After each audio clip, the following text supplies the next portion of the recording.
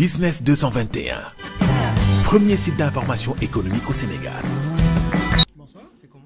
Famara Ibrahim Ndiaye. Voilà, Monsieur Famara Ibrahim Ndiaye, aujourd'hui vous êtes venu assister à la cérémonie de lancement de la première édition du MIT.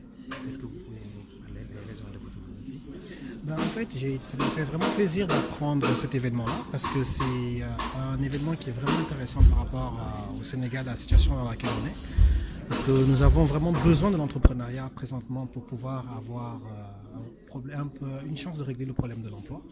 Vous savez, chaque année, il y a 200 000 jeunes qui viennent sur le marché de l'emploi et qui ne peuvent pas être absorbés par la fonction publique. Donc l'entrepreneuriat est pour moi la solution de cela.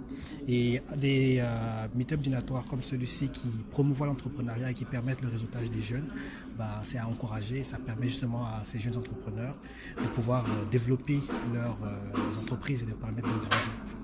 Voilà, aujourd'hui on voit que l'Afrique est vraiment choyée particulièrement le Sénégal parce qu'on a vu la venue de pratiquement de tous les gouvernements d'Europe à travers la venue de Erdogan, du Premier ministre du Canada, du Japon et tout. Et aujourd'hui en tant que jeune, avec le pétrole et tous ces trucs qui sont en tant que jeune entrepreneur, qu'est-ce que vous pensez de tout ça? En fait, le pétrole et le gaz notamment sont des opportunités énormes en fait, par rapport à des jeunes entrepreneurs. Notre PIB va être multiplié par 3 ou par 4 dans les 4 à 5 prochaines années. Donc on doit vraiment profiter de cela pour monter des entreprises qui vont permettre de pouvoir acquérir certains marchés. Parce qu'en général, les gens sont concentrés sur le pétrole et le gaz, mais seulement juste dans la partie pétrole, il y a 50 métiers et 50 business qui sont reliés au pétrole. Et nous justement, même si on n'a pas pour le moment les compétences par rapport à l'exploitation de ce pétrole-là, on peut monter des entreprises, des startups qui vont permettre de pouvoir capter cette manne financière qui va venir par rapport au pétrole et au gaz, c'est-à-dire les métiers qui sont aux alentours. Sans compter que le fait qu'il y ait maintenant cet afflux de capitaux étrangers, cela va être plus facile pour nous d'avoir accès à des financements internationaux et surtout locaux.